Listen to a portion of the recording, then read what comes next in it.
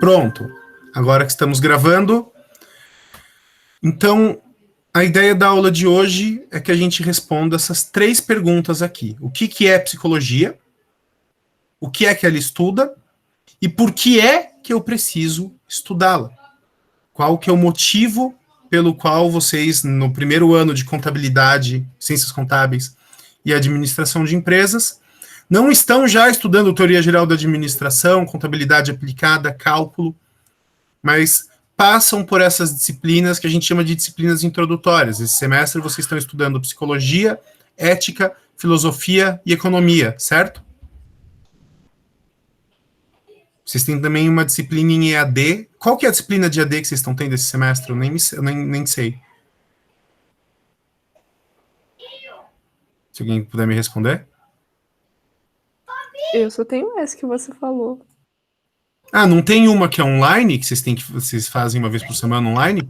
É produção de texto, eu acho. Ah, produção de texto, isso mesmo. Então tá. Então, para responder essas 3 perguntas que a gente se reuniu hoje, e é isso que a gente vai fazer a partir de agora. Então, em primeiro lugar, a psicologia, o conceito de psicologia. Né?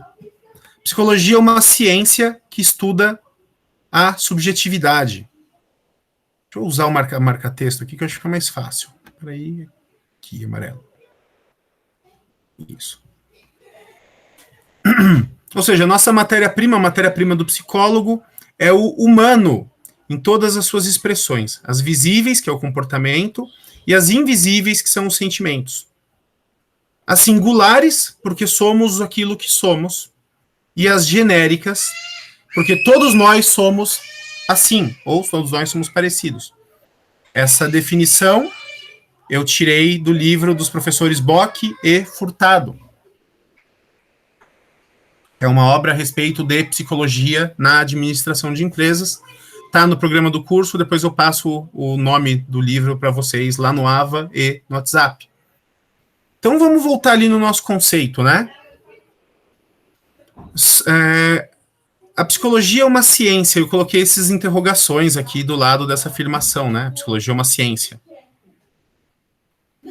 Porque assim, quando eu falo em ciência, hoje a gente está ouvindo muito, por causa dessas questões que dizem respeito à pandemia, a ideia de seguir o método científico, de acreditar ou não na ciência, de seguir ou não a ciência. Quando eu falo em ciência, eu estou falando de um conhecimento que a gente obtém por meio de um determinado método, que é o método científico, o método de pesquisa, um conhecimento que pode ser replicado por todo mundo, ou seja, que qualquer cientista no seu campo de estudo, recebendo um determinado estudo, ele possa, seguindo os passos daquela pesquisa, chegar aos mesmos resultados, e também um conhecimento que pode ser falseável. E o que é um conhecimento falseável? Um conhecimento que eu posso procurar um erro e contestar aquele erro. Então, a autoridade da ciência é a autoridade do conhecimento. Ah, mas se um moleque de escola descobrir um furo numa teoria científica feita por um pós-doutor, se esse moleque de escola conseguir provar que o pós-doutor está errado, o título do pós-doutor não vale nada. Porque para o método científico o que vale é a demonstração. Eu desenvolvi a teoria, a apliquei no campo da experiência, publiquei o resultado da minha experiência, outros cientistas seguiram o passo a passo do que eu fiz, e seguindo esse passo a passo, eles chegaram aos mesmos resultados. Isso é método científico. E aí, por isso que eu faço essa pergunta se a psicologia é ciência. Porque a psicologia, ela lida com o ser humano. Quando eu falo de ser humano, eu estou falando da questão visível, né, como está aqui no texto, ou seja, como as pessoas agem, como as pessoas se comportam. Aquilo que as pessoas fazem. E eu consigo olhar para uma pessoa e ver como ela senta, como ela come, como ela fala, o tom de voz, o gestual. Eu consigo julgar as ações dela em relação a mim, consigo julgar as ações dessa pessoa em relação a terceiros, consigo julgar o desempenho dessa pessoa. Então, quanto aquilo... Oi, Ká, bem-vinda. Quanto aquilo que as pessoas fazem, é perfeitamente possível traçar uma teoria que tem uma característica científica. Eu posso fazer uma descrição de qualquer um de vocês, da Wellen, do Guilherme, e eu vou submeter essa teoria para pessoas que te conhecem, que vão ler aquilo, vão colocar em comparação com os conhecimentos que têm com vocês e vão dizer tá certo ou tá errado. Podem falsear ou confirmar o resultado da minha pesquisa. Então, quanto a isso é fácil. Quando eu falo das características genéricas das pessoas, ou seja, daquilo que quase todo mundo quer, daquilo que caracteriza o gênero humano, todas as pessoas querem segurança, todas as pessoas querem comida, todas as pessoas querem companhia, todas as pessoas querem uma vida confortável, todas as pessoas querem a felicidade, todas as pessoas querem paz, todas as pessoas querem e procuram coisas que são parecidas. Então, isso eu também consigo levantar de forma científica. Então, eu li o exercício que vocês fizeram semana passada e eu estava lendo com a Camila agora, a Camila é minha esposa, e as histórias de vocês são diferentes, os lugares de onde vocês vêm são diferentes, mas a questão do eu quero daqui 10 anos estar com uma vida estável, eu quero ter o meu carro, eu quero ter a minha casa, eu quero viajar, eu quero dar conforto para minha família, eu quero ser feliz, é uma coisa que 14 dos 14 exercícios que eu li respondiam. Então, aquilo que nos une enquanto espécie, aquilo que nos une enquanto seres humanos, indivíduos que estão inseridos numa cultura, que é a cultura cristã ocidental, mesmo que não tenhamos um antecedente familiar ocidental, mesmo que não sejamos cristãos, mas é o nosso universo cultural, enquanto membros, pessoas que estão vivendo o início do século XXI no sul de um país chamado Brasil, ou seja, aquilo que nos une enquanto aspirações, enquanto membros de uma determinada sociedade, integrantes e participantes de uma determinada cultura, essas coisas podem ser levantadas de forma científica. Eu posso fazer uma pesquisa de campo, levantar quais são as aspirações dos estudantes universitários de Curitiba, compilar esses resultados, publicar isso como artigo, como livro, para que outros pesquisadores busquem esse mesmo resultado. E eles provavelmente vão encontrar, e se não encontrarem é porque eu errei alguma coisa metodologicamente quando eu fiz meu levantamento de dados. Agora, quando chega na questão dos sentimentos e nas questões da singularidade, a questão é um pouco mais complicada.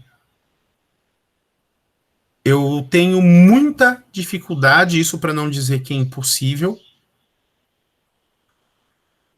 em encontrar uma abordagem científica que explique sentimento, que explique afetação, que explique afeto, que explique atração ou repulsa.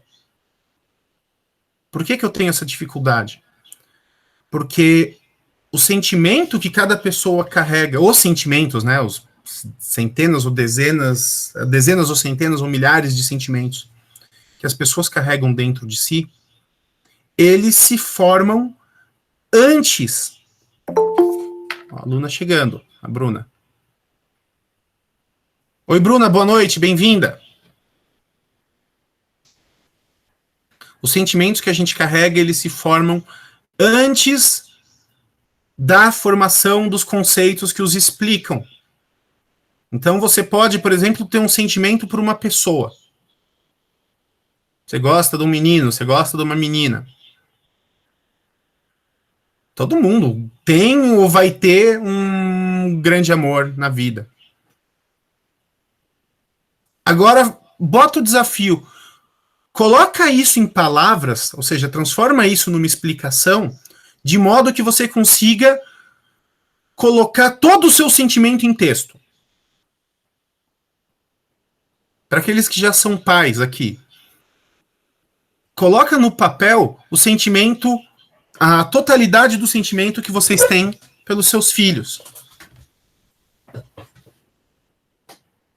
Ou então pega uma pessoa que vocês não gostam e tenta explicar o porquê que você não gosta de determinada pessoa.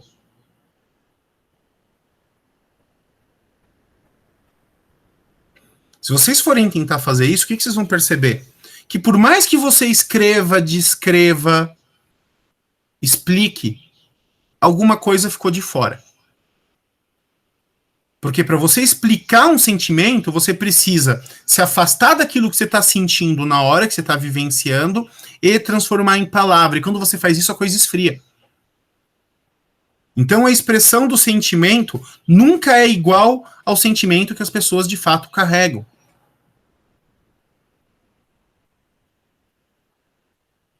Ou faltam palavras para expressar o amor. Ou faltam palavras para expressar o ódio. Já tiveram essa impressão?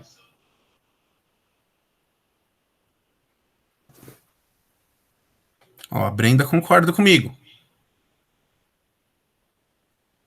Luana também. Camila falou que o amor dela tá na tela. O meu também. Quer dizer, não tá na tela, só tô vendo a foto, mas...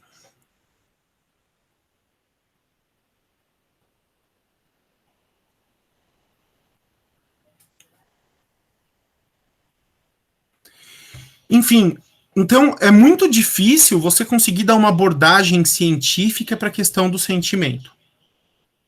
Vai ter, assim, há alguns psicólogos que radicalizam isso, por exemplo, na questão do behaviorismo, que é a questão do comportamento, ou então tem a linha de psicologia fenomenológica, que só se preocupa com a forma que os sentimentos e as repulsões aparecem, ou seja, só os fenômenos das ações. Mas eu acho que isso acaba sendo uma análise incompleta. Tem aquele pessoal que fala, não, porque quando você está apaixonado, é porque no seu cérebro há uma descarga de dopamina que faz com que você veja quase que o mundo cor-de-rosa. Então são os hormônios agindo. E eu poderia dizer que não, que é o contrário. Que é o sentimento, é a afetação, é a repulsa ou a atração que fazem com que o cérebro despeje aquela determinada substância. Então, você fazer a descrição física do fenômeno não é a mesma coisa que explicá-lo.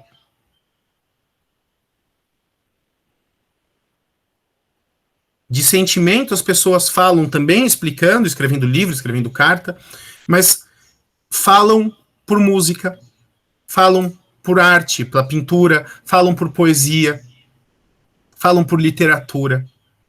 Você precisa de uma série de formas para expressar aquilo que é pessoal, aquilo que é único em você e da forma que você percebe o mundo, justamente porque as palavras sozinhas não são suficientes.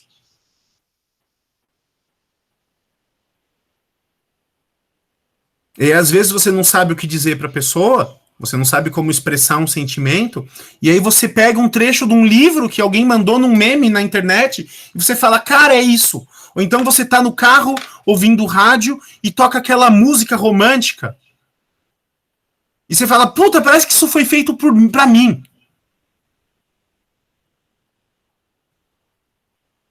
Isso conta a minha história, de uma forma que você explicando não conseguiria.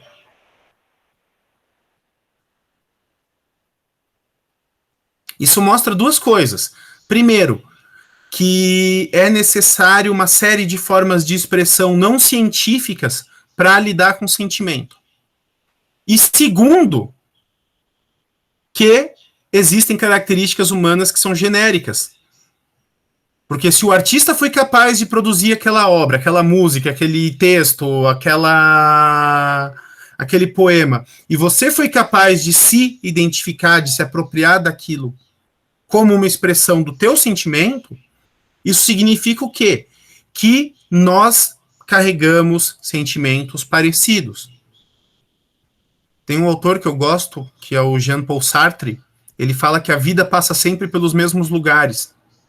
Então há uma certa repetição, só que aparece na vida de cada um de nós como algo que é único.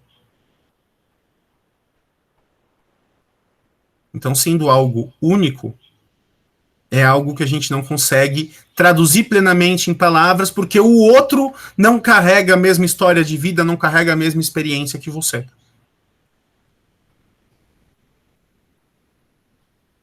Certo? Então, os sentimentos e as singularidades, ou seja, por que é que nós somos aquilo que somos? O que é que me diferencia das outras 14 pessoas que estão nessa sala hoje? Na verdade, 13, porque o Meet, ele conta a minha apresentação de tela como uma pessoa além de mim, né?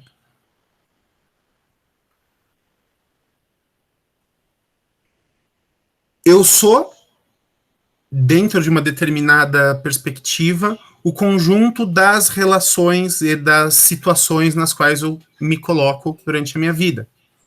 Eu sou o Rafael, marido da Camila, pai do Murilo e do Vicente, padrasto do Vitor e da Lorena, professor da Uniandrade, servidor público, torcedor do Paraná e do Corinthians. Não estou com sorte no futebol nesses últimos tempos, né? Eu sou chefe escoteiro, eu gosto de ler bastante, eu gosto de corrida de rua, gosto de acampar.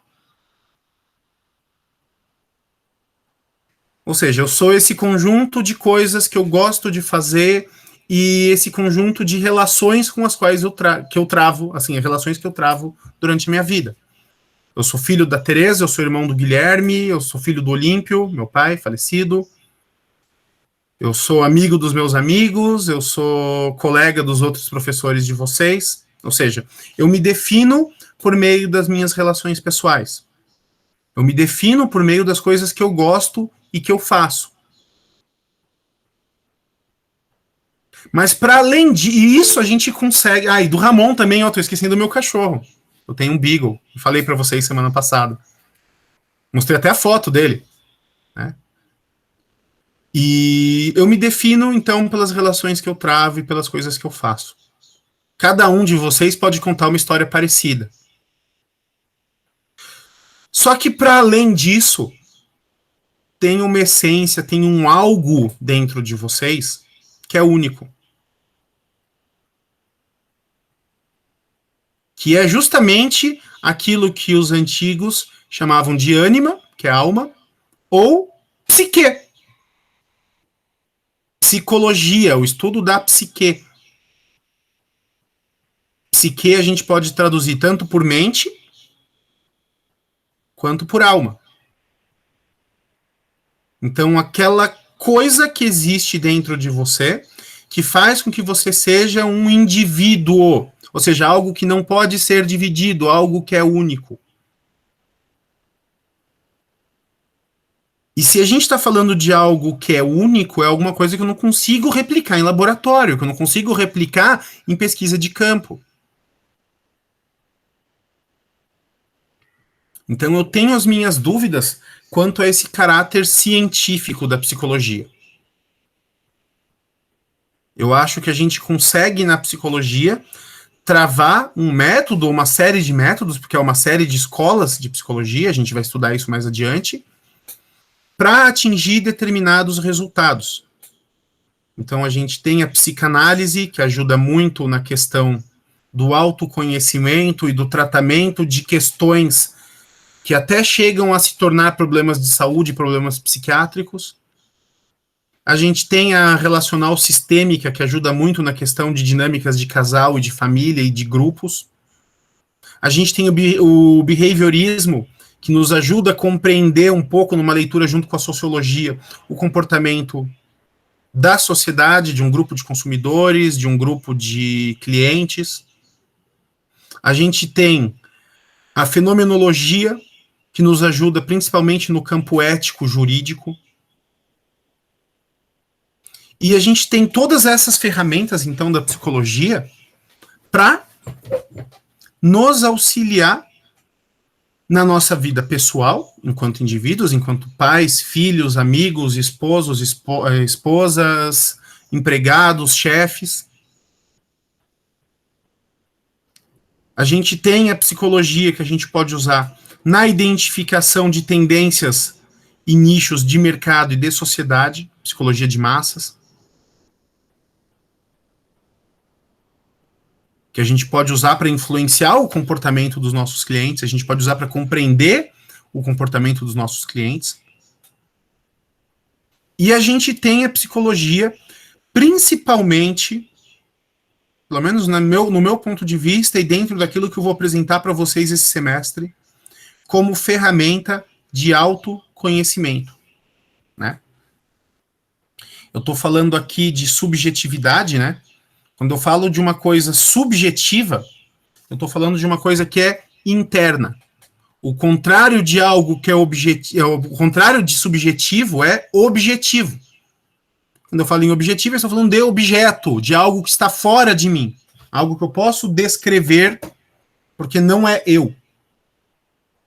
A psicologia estuda o subjetivo. O que tem aí um paradoxo, né? Porque você está transformando aquilo que temos dentro de nós e que não é objeto, porque não pode ser visto por outra pessoa senão por mim mesmo, e mesmo para mim mesmo o autoconhecimento é uma coisa que é difícil, que é complicada, eu estou transformando isso em objeto de estudo.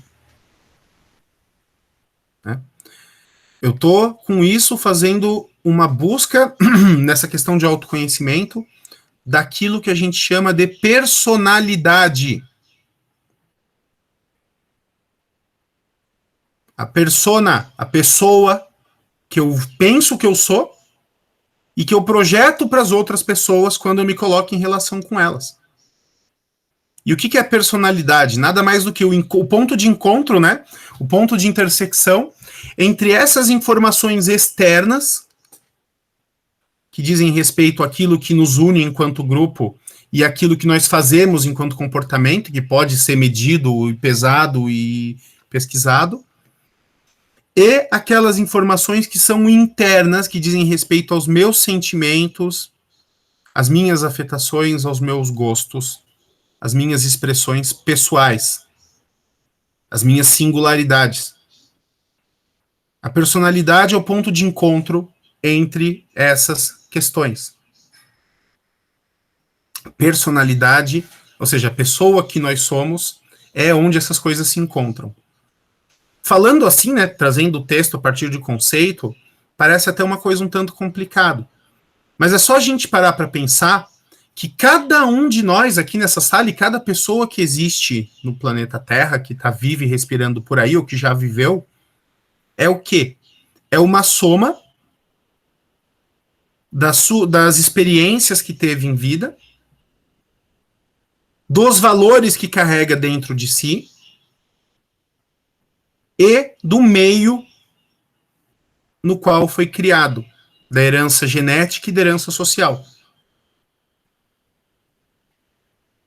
Cada um de vocês tem um tanto de coisas que herdou dos pais, tem um tanto de coisas que herdou do bairro, da escola, da vizinhança, da comunidade onde estava inserido. Tem um outro tanto de coisas que é pessoal de vocês, que você olha quando você tinha 3, 4, 5 anos de idade, as primeiras lembranças, e você já reconhece certas aversões e certos gostos e um certo jeito que é teu e que é só teu. E também tem muita coisa que vocês aprenderam na vida por meio das experiências. Acertando e errando, e principalmente errando.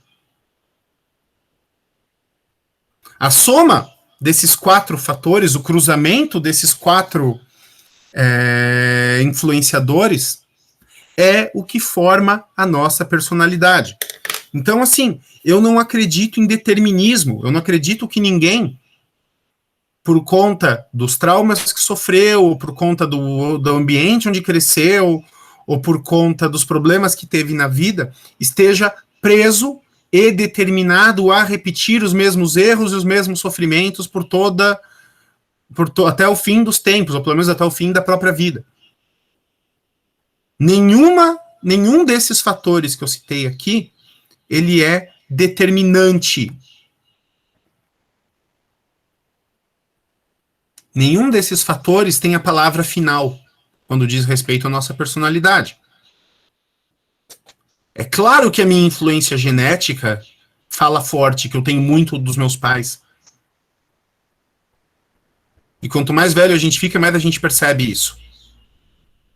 É claro que muito do que eu sou vem das minhas experiências de infância, de adolescência, do ambiente que eu cresci, da família onde eu cresci, das coisas que eu aprendi e vivi.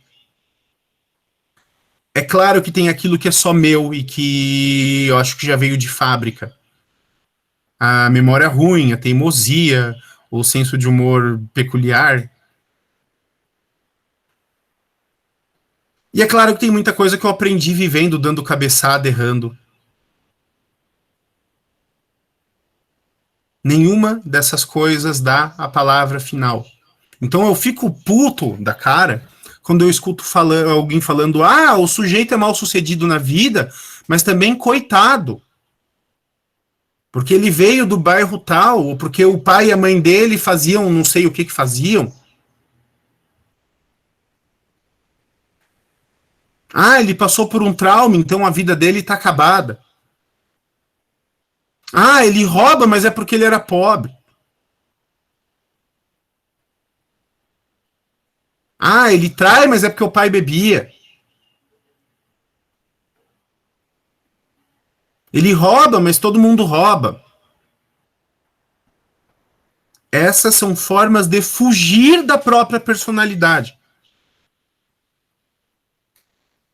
Porque quando eu falo em personalidade, eu estou falando em responsabilidade, ou seja, você se tornar responsável por aquilo que você é. E tornando-se responsável por aquilo que você é, você se torna responsável por tudo aquilo que você faz. E muitas vezes lidar com a responsabilidade por aquelas coisas que a gente faz, pelas consequências das nossas escolhas em vida, é difícil.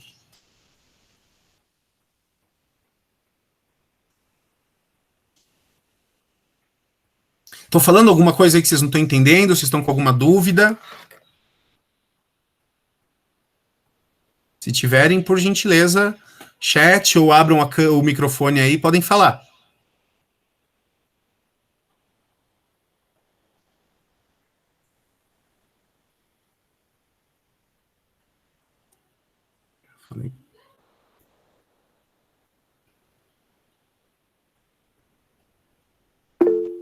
Opa, veio mensagem.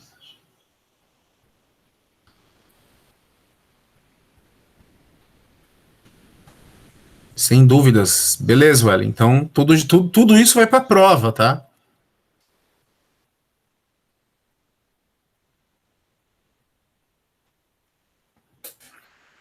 Então, eu falei para vocês agora há pouco que a psicologia é a ciência, se é que é uma ciência. Olha aqui, eu peguei uma coca e esqueci.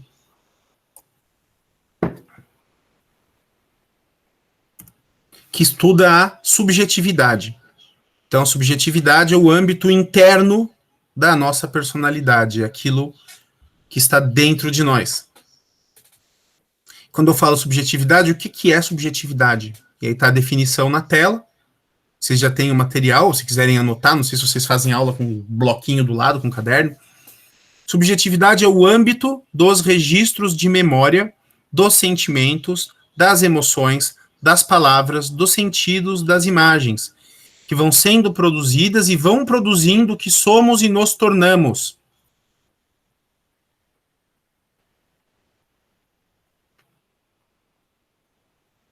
Então, tudo aquilo que entra em contato com a nossa mente, e nós tomamos contato com as informações do ambiente exterior por meio dos nossos sentidos, os 5, visão, audição, olfato, paladar e tato.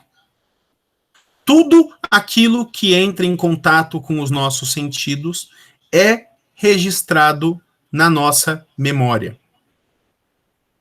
A gente transforma as informações do sentido em conceito, em ideia, e esse ato de transformar as informações dos registros dos sentidos em ideia, ele se chama inteligência. O que é uma pessoa inteligente? É uma pessoa que capta as informações do ambiente exterior e transforma em conhecimento. Tudo aquilo que a nossa mente toma contato se torna memória. Então, o registro daquilo que a gente lembra, daquilo que a gente sente, das palavras que a gente ouve, dos sentidos que a gente atribui para essas palavras, das imagens que formulamos em nossa mente, porque a gente também não pensa apenas por meio de formação de ideias acabadas, mas também e principalmente por meio de formação de imagens. Tudo isso registrado dentro de nós é a nossa subjetividade, aquilo que tem, aquilo que há dentro de cada um de nós. Então, quando eu estou falando aqui em autoconhecimento, eu estou falando do quê? Eu estou falando da gente saber e tentar saber quais são as lembranças, as memórias, os sentimentos, as imagens, as sensações que estão influenciando o nosso comportamento e que estão dirigindo a formação do nosso ser.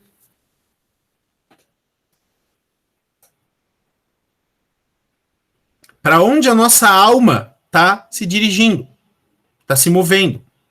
Eu falei para vocês semana passada, eu acho que eu falei para vocês semana passada, não me lembro, e também tem gente que não estava na aula. A palavra alma vai vir do latim anima,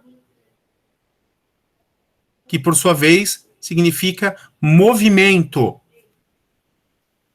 Pensem, por exemplo, na palavra animação. Desenho animado é um desenho que se move. Então eu falo em psique como alma no sentido de aquilo que te move. Aquilo que depois ali, durante a formação da tua subjetividade, que é uma coisa que dura a vida toda, direciona a tua vida para uma certa direção. Aquilo que faz com que vocês, numa noite de quarta-feira, estejam aqui na aula do professor Rafael. Aquilo que faz com que vocês estejam matriculados nos cursos de vocês. Os valores que vocês carregam dentro de cada um de vocês. E eu ouvi, ou pelo menos aquilo que vocês apresentaram para mim, o fenômeno desses valores, ou seja, aquilo que aparece, eu vi nos exercícios de vocês. Família, carreira, futuro, estabilidade, paz, conforto. Essa é a direção que a alma de vocês aspira, é para onde vocês querem ir.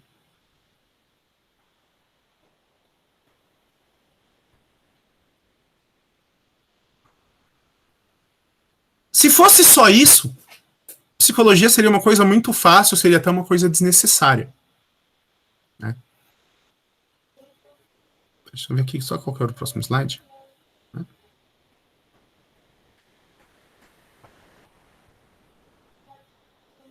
Isso aqui eu vou falar depois. Aqui. Fica aqui. O problema é que os registros da nossa memória, eles nem sempre estão acessíveis. Além de nem sempre eles estarem acessíveis, eles nem sempre estão formulados da forma de uma ideia acabada. Eu nem sempre consigo explicar os meus sentimentos.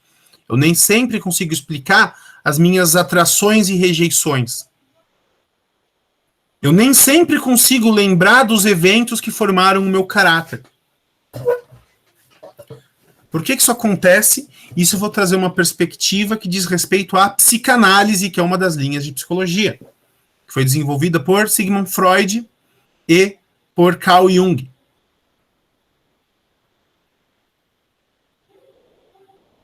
O que acontece é o seguinte: o nosso cérebro, ele funciona como se fosse um HD de computador.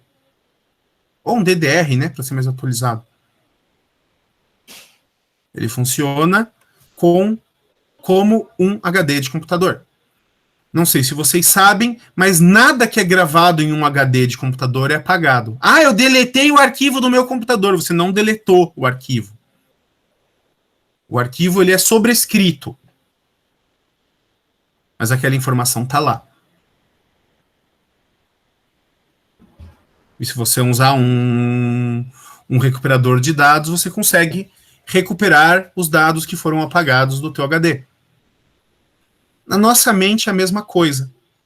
Nós temos uma parte da nossa memória, que são aquelas informações que o nosso cérebro entende serem importantes e que estão ali acessíveis, imediatamente acessíveis. Preciso lembrar o nome da minha mãe, na hora. O nome da minha rua, na hora. O caminho para eu ir para o trabalho, na hora. A idade do meu filho, na hora.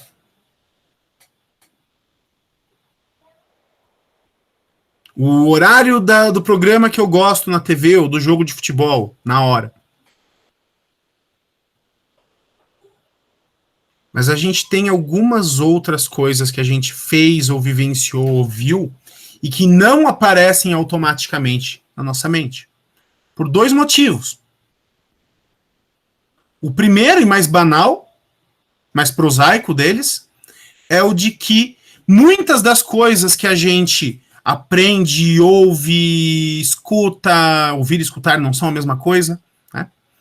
Que a gente vivencia, as pessoas que a gente conhece, os lugares que a gente vai, simplesmente não são importantes. Então estou eu andando na rua, um dia de semana qualquer, e encontro um conhecido, não um amigo, um conhecido. Um cara que trabalhou comigo anos atrás. E esse conhecido está acompanhado de um conhecido dele. Eu vejo meu conhecido, paro, cumprimento, desejo boa tarde, e ele me apresenta o sujeito. O que vai acontecer? Depois de 35 segundos, a partir do momento que eu me despedi dos dois, eu vou esquecer o nome desse cara. Por que eu vou esquecer o nome desse cara? Porque eu não dou a mínima pro nome dele, porque não é uma informação que me agrega em nada. Então o meu cérebro pega isso e como se jogasse no arquivo morto. Eu esqueci, eu não esqueci.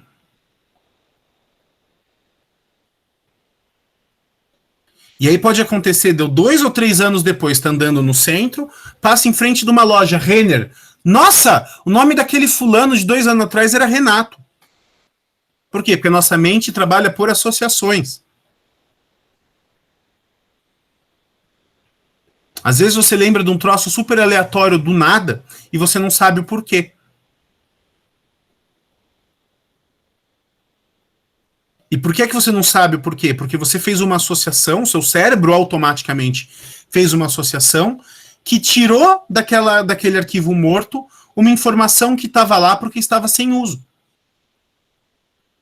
Como é que chama esse arquivo morto? Chama de inconsciente ou subconsciente. O inconsciente ou subconsciente é o local no nosso cérebro onde estão armazenadas as lembranças que nós não conseguimos acessar automaticamente. Aquilo que eu preciso de esforço para lembrar, aquilo que eu preciso forçar a minha mente para lembrar, é aquilo que está no meu inconsciente. E é difícil lembrar por quê? Porque como o meu cérebro entende que aquela lembrança não é importante, ele resiste ao seu resgate. Ele não quer resgatar aquilo. Por quê? Porque ele tem preguiça. Ele tem preguiça? Tem. Homeostase é o nome do processo biológico no qual o nosso organismo busca o equilíbrio por meio do menor esforço para economizar energia vital, segundo Freud, para economizar libido, energia sexual mesmo, para que a gente use essa energia para outras coisas mais importantes. Ou tem uma música do Los Hermanos, não sei para quem gosta, não sei quem gosta, em que o Rodrigo Amarante canta que o esforço para lembrar é a vontade de esquecer. Chama O Vento a música, é bonita, escutem. Depois eu ponho o link lá no Ava e no WhatsApp. Quando você precisa se esforçar para lembrar de algo, é porque você não quer lembrar daquilo. E tanto é assim, que é uma coisa assim, Santo Agostinho, num livro chamado Confissões, ele escreve um capítulo só sobre o funcionamento da memória, e é um livro sensacional porque ele antecipou a psicanálise em 1500 anos. E ele, ao falar da memória, ele fala da questão da digestão das experiências, como se fosse uma espécie de estômago que separa o que presta e o que não presta. Aquilo que vai ser ruminado e relembrado e reutilizado, e aquilo que é descartado. E ele fala de que quando a gente sabe que esqueceu algo, tem uma coisa como que a lembrança do esquecimento. Então eu olho para um aluno, eu vejo a cara dele e eu sei que eu não sei o nome dele. Então eu lembro que eu me esqueci. Isso é a minha consciência dizendo, ali há uma informação que eu descartei porque eu quis descartar. Quando é simplesmente porque a informação não é importante, isso é tranquilo. Existe uma segunda situação na qual essa perda das lembranças, não perda, mas essa lembrança que é tornada inconsciente, ela traz mais problemas e ela acaba influenciando em muito o nosso comportamento. Que é quando a gente passa por situações traumáticas. Lembranças que nos causam sofrimento, sensações que nos causam sofrimento, situações que nos causaram sofrimento. Quando o sofrimento é maior do que aquilo com o qual a mente pode lidar, elas são jogadas para o inconsciente. E lá são reprimidas. Por que elas são reprimidas? Porque o cérebro, ele trabalha com o cérebro, como todo o corpo, ele trabalha nessa busca de homeostase, ele trabalha nessa busca de equilíbrio, e aquela lembrança que causa sofrimento causa um desequilíbrio, com o qual o cérebro acredita não estar pronto para lidar. Então ele literalmente joga a sujeira para debaixo do tapete.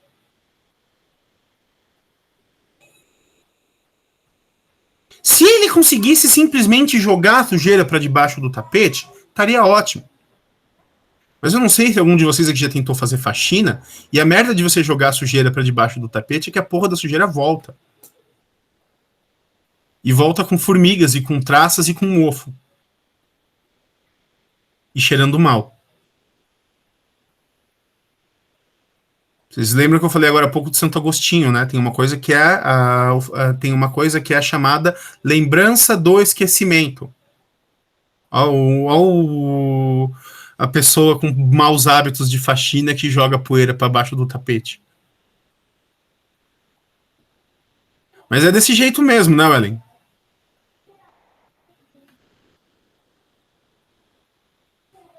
Então, a gente tem essa questão da vontade do esquecimento.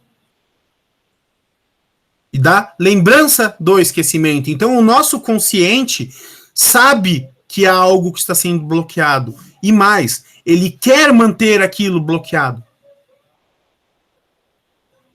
Então, tem toda uma gama de fobias e de comportamentos estranhos que tem origem em lembranças reprimidas no inconsciente.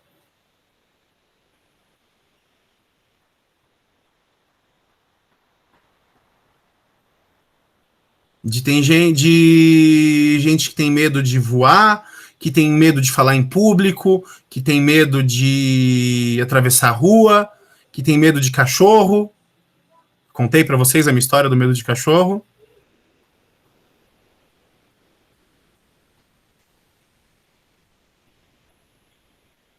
E você tem aquele medo e é um troço terrível e que não tem explicação. E não é que não tem explicação, é que a tua mente não quer lidar com a explicação. Então, por que é que eu não gosto de falar em público? Por que é que eu não gosto de me exercitar? Por que é que eu não gosto de aparecer para os outros? Por que é que eu tenho medo de travar uma conversa? Por que é que o tom de voz de determinada pessoa me deixa assustado?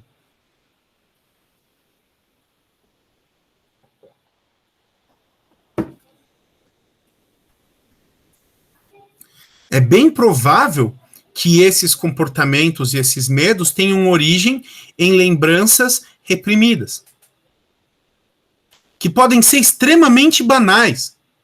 Um quarto escuro onde eu fiquei quando eu era bebê e que me deixou com medo de escuro pro resto da vida.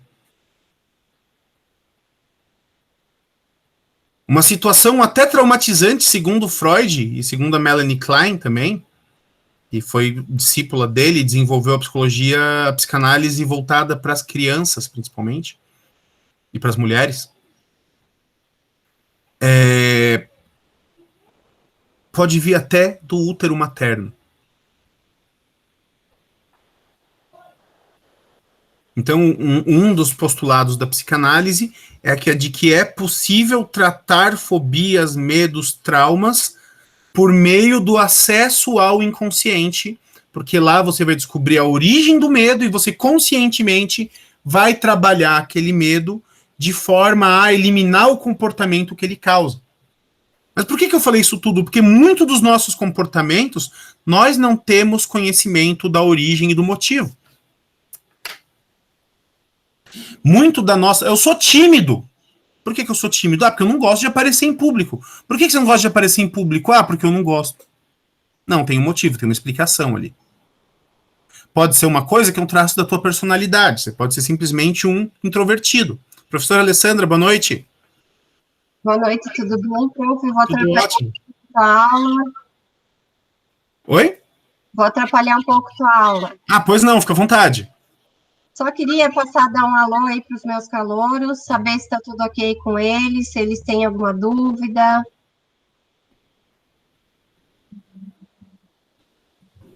Eles sempre são quietinhos assim, prof? Não, estão participando bastante aqui, já abrimos a câmera, porque eu queria conhecer todo mundo hoje. Primeiro, nosso segundo encontro, né? Então hoje eu vim aqui para o Meet para a gente se conhecer. Daqui a pouco eles já vão... pessoal, vocês já vão estar abrindo a câmera, os animais de estimação de vocês já vão estar aparecendo, né? Não sei se o prof tem, prof. Ele não está aqui, eu mostrei foto do meu cachorro semana passada, as crianças já vieram dar oi na câmera. É assim mesmo. Rotina doméstica total, professor. Nós somos iguais a vocês, né? Então, às vezes eu até brinco, se está desarrumado, não liga... se tal cachorro, se tal gato, se tal filho, se tal marido, não tem problema nenhum. O importante é que vocês se concentrem e que vocês consigam entender e esclarecer as dúvidas de vocês, tá? Estou disponível, pessoal, no grupo do WhatsApp. Às vezes não é na hora que vocês perguntam ali que a gente consegue responder, mas na medida do possível eu vou dando retorno, tá bom? Então, prof, obrigada aí pelos minutinhos que você me cedeu. Fiquem bem. E qualquer coisa, me avisem ali no WhatsApp, tá bom, alunos? Um abraço para vocês. Obrigado pela visita, professora. Apareça sempre. Boa noite. Boa noite. Então, né, prosseguindo, né?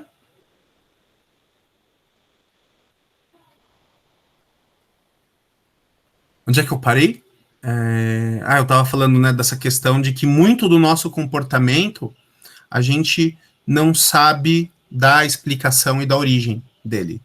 Então, parte do nosso trabalho de autoconhecimento é justamente buscar essas lembranças, essas impressões, essas situações que a gente não consegue racionalizar, mas que estão lá. E a gente não consegue. O trabalho de autoconhecimento é uma coisa que dura a vida toda. Muitas das nossas ações, elas são, vamos dizer, preconceituosas, ou seja, a gente age antes de formar um conceito, uma ideia a respeito daquilo. E preconceito é uma coisa que é perigosa, mas que ao mesmo tempo que é perigosa é inevitável, porque a gente não consegue formular conceitos a respeito de tudo. A gente não consegue pensar e julgar todas as experiências que nós temos na vida. A gente tem que estar atento para quê? Para quando os nossos preconceitos, as nossas afetações, os nossos traumas começam ou a nos causar problemas e limitações, ou nos levam a ter comportamentos negativos e discriminatórios para com os outros. Nessa hora é hora de parar tudo e se analisar e pensar e tentar se conhecer. Tá certo? Quando sabemos da origem do medo, né? Aqui a Brenda perguntou. Quando a gente sabe da origem do medo, fica mais fácil lidar com isso. Se a gente consegue lidar isso naturalmente com um determinado tempo, ótimo, se não, é bom buscar ajuda. Aliás, eu não sei se vocês sabem, mas nós temos na Uniandrade um núcleo de psicologia que nós, professores e alunos, podemos acessar e usar e conversar com as psicólogas e fazer terapia. O valor é simbólico, fica lá na Murici mesmo. Então é uma coisa que eu imagino que agora esteja trabalhando online, mas que vocês podem fazer uso à vontade desse serviço, é uma das coisas bacanas que a gente tem na universidade. Quando a gente consegue lidar com o nosso medo sozinho, a gente lida. Saber a origem do medo é o primeiro passo. Quando a gente não consegue lidar com o nosso medo, o ideal é que a gente peça ajuda. E aí, ou buscar um psicólogo, ou para quem é religioso, um sacerdote, mas uma pessoa na qual a gente confie e que tenha preparo para nos guiar nesse trabalho de enfrentamento, de resistência e de cura. Respondi, Brenda? Então, pessoal, nesse trabalho de autoconhecimento que eu quero que vocês façam, eu vou trocar a tela aqui só um minuto.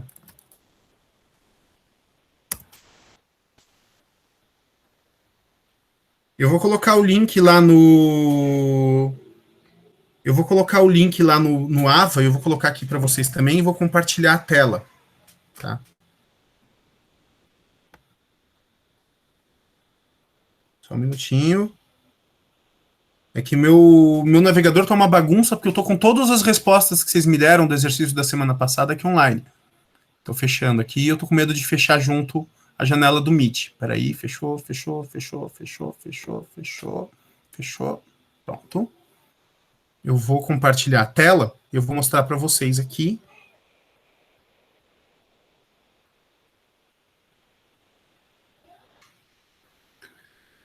Eu quero que vocês me entreguem para a semana que vem, esse vai ser o trabalho de hoje, para a gente encerrar a aula, o resultado desse teste de personalidade aqui, que foi criado online com base no trabalho do Myers, do Briggs, eu citei os dois já, né? E com base, acima de tudo, o Myers e o Briggs criaram o teste a partir da obra do Carl Jung, da teoria dos tipos de personalidade. Tá? São 44 questões, e a partir dessas 44 questões, vocês vão acessar qual que é o tipo de personalidade de vocês. Há 16, segundo essa teoria e segundo esse teste, há 16 tipos de personalidade. Então, tá aqui o link no chat, eu vou colocar lá no Ava também, eu vou mandar no grupo. E o trabalho de presença de vocês vai ser responder o teste. Quando acabar a resposta do teste, vocês vão ter lá o tipo de personalidade e uma explicação. Vocês vão copiar, colar e me mandar. Eu quero com isso o quê? Que vocês encontrem, a partir da resposta às questões do teste, quais são os traços principais de personalidade que vocês possuem. E essa resposta ela vai servir de base para o trabalho do nosso bimestre que vocês vão me entregar na semana de provas, tá certo? Então, vocês façam isso. Semana que vem a gente vai discutir personalidade na nossa terceira aula. Vamos falar de personalidade, de traços e de comportamentos. Vamos falar mais um pouquinho de psicanálise, porque tem mais a ver com o tema e também porque é a área que eu estudei mais, então o campo é meu, a bola é minha, né? Então eu jogo do jeito que eu quiser. Brincadeira. Mas, enfim, a gente vai prosseguir, então. Eu espero que todos vocês conseguiram clicar no link já? Cliquem, já fiquem com ele aberto aí, porque eu vou colocar lá no Ava daqui a pouquinho. Então, vocês respondam aí as questões, são 44. Vejam depois se bate ou se não bate, se vocês concordam ou não concordam com o resultado. E aí vamos saber aí, eu vou ficar sabendo, além das histórias de vocês, que eu achei muito bacanas. Eu não vou comentar as histórias, porque são muitas e porque são coisas pessoais, né? Mas eu quero também saber, com isso eu quero traçar qual que é a característica desse grupo que a gente forma aqui, quando estamos juntos. Eu tenho o resultado do meu, que eu vou comentar com vocês semana que vem também. O resultado você vai me mandar, Andriele, lá no Ava. Você vai abrir a nossa matéria, vai clicar na aula 2. Por enquanto, na aula 2 só tem o link do nosso Meet. Eu vou completar com os textos que eu citei hoje e vou completar com o exercício de frequência. Aí vocês lá simplesmente respondem o teste, copiam o resultado e colam lá no campo, que nem vocês fizeram semana passada. Tá certo? Então, pessoal, muito obrigado aí pela participação. Espero que vocês tenham gostado da aula. Tenham gostado aí do nosso encontro. Tenham aí uma boa noite, um bom descanso. Fiquem com Deus. Qualquer dúvida podem me chamar no WhatsApp ou pelo AVA mesmo, lá pelo Fale com o Professor. Eu estou à disposição aí de vocês. Obrigado aí a todos. Eu vou encerrar a gravação. Deixa eu só descobrir onde é que encerra a gravação, porque como eu quase nunca uso isso aqui, peraí. Vou encerrar a nossa gravação e aí eu vou subir esse vídeo para o YouTube e colocar o link lá. Pessoal, obrigado por tudo aí, obrigado pela participação e até semana que vem. Quem não está no AVA certo ou quem não está no grupo do WhatsApp, por gentileza, avise. Você já tem representante de turma, né? Ainda não, eu acho. Vocês já elegeram um representante, não? Não que eu saiba. Então seria interessante vocês fazerem isso. Tanto a turma de contábeis quanto a turma de ADM. Eu vou encerrar a gravação, se vocês quiserem ficar no Meet e fazer isso agora, ou se vocês quiserem fazer depois, não sei, mas vocês precisam fazer. Para a gente conseguir centralizar as comunicações. Deixa eu encerrar a gravação aqui, interromper a gravação.